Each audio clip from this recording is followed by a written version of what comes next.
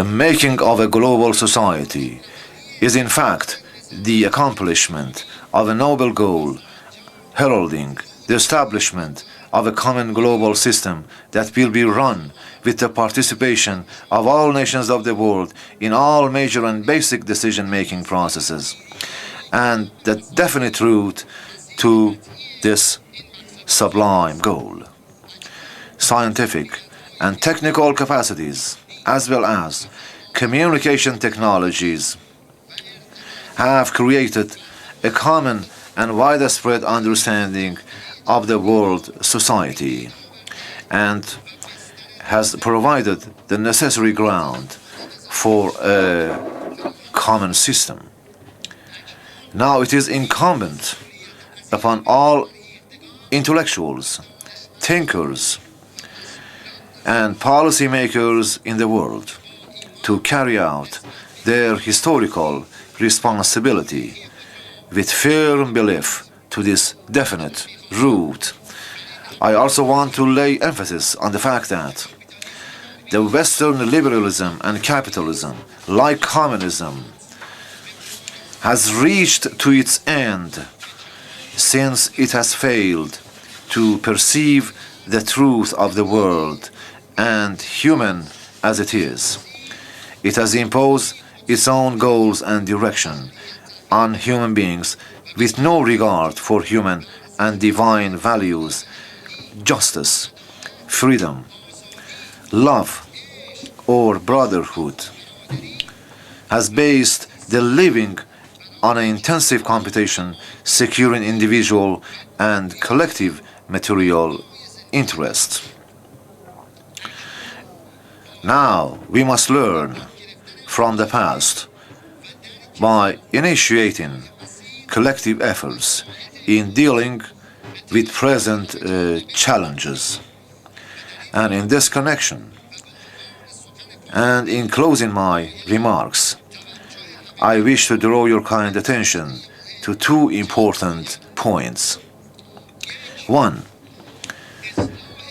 it is absolutely possible to improve the existing situation in the world. However, it must be noted that this could be only achieved through the cooperation of all countries in order to get the best out of the existing capacities and resources in the world. My participation in this conference is because of my conviction to these important issues, as well as to our common responsibility of defending the rights of nations vis-à-vis the sinister phenomenon of racism, and being with you, the thinkers of the world.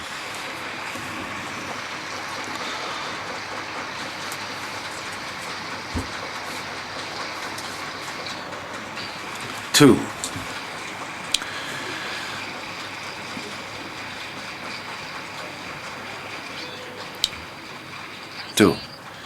mindful of the inefficacy of the current international political, economic, and security systems on the world scene, it is necessary to focus on the divine and humanitarian values, and by referring to the true definition on human beings, and based upon justice and respect for the rights of all people in all parts of the world, and by acknowledging the past wrongdoings in the past dominant management of the world, undertake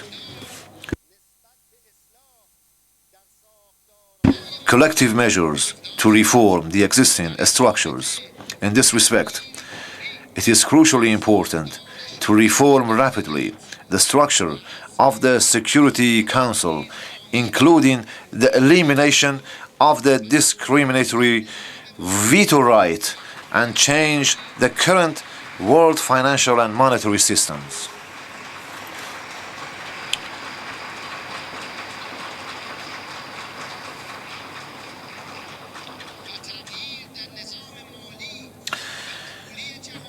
and change the current world financial and monetary system.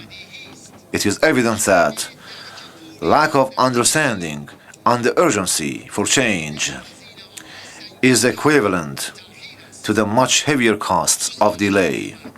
Dear friends, beware that to move in the direction of justice and human dignity is like the natural rapid flow in current of a river. Let us not forget the essence of love and affection. The promised bright future of the human being is a great asset that may serve our purpose in keeping us together to build a new world and to make a better place, to make the world a better place, full of love, fraternity and blessings, a world devoid of poverty and hatred, meriting the increasing blessings of God Almighty and the righteous managing of the perfect human being. Let us all join hands in amity in playing our share in the fulfillment of such decent new world. I thank you, Mr. President, Secretary General, and all distinguished participants for having the patience to listen to me. Thank you very much.